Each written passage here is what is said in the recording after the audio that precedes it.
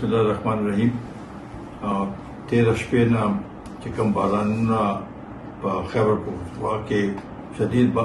بارانونه شوي دي او هغې سره سیلاب راغلی دی او په مختلفو اضلاع کې ډېر نقصانات کړي دي. په دې کې تقریبا 1.5 کسان وفات شوي دي. زموږ هغوی سره همدردي ده او دا یو ډېر لوی حادثه ده او ثانیه ده او ورسره جانی او مالی نقصانات هم په هغه کې شوي دي. کورونه راغورځېدلي دي، مختلف ځایونو کې څاروي د سیلاب وړي دي او د دې لا امکانات شته چې دا به نور اضافه په دې کې کېږي. اول خو موږ د حکومت نه دا مطالبه کوو چې په دې ټولې صوبه کې د ایمرجنسي ولګوي او ټول توجه دې ته ورکړي چې دا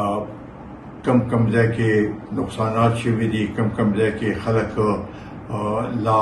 انختی دي چې د هغوی بندوبست وکړي او هغوی ته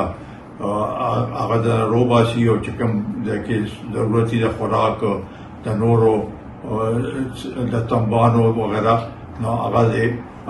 فوري طور باندې وکړي. په دې کې یو حادثه هم شوې ده، د صوبایي حکومت یو هلیکاپټر هم پکې حادثه د هغې ته شوې ده او په هغې کې هم 3 کسان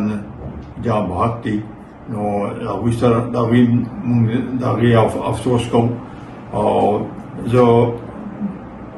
خپل د پارټۍ ټول ملګرو ته دا درخواست کوم چې کم ځای کې نقصانات دي، کم ځای کې سیلاب راغلی دی چې هلته لاړ شي، هغه خلکو سره نقصانات چې کوم ځای کې شوي دي یا خلکو سره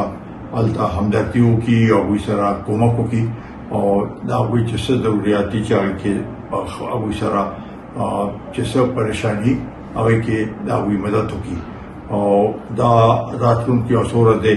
په دې لحاظ سره ډېرې خطرناکې دي او په دې کې دا نورې اضلاع کې چې کوم ځای کې لا څه نقصانات نه شوي پر سیلاب هغې طرف ته روان دی، نو هغوی حفاظتي تدابیر اخیستو ته پکار دی چې حفاظتي تدابیر واخلي.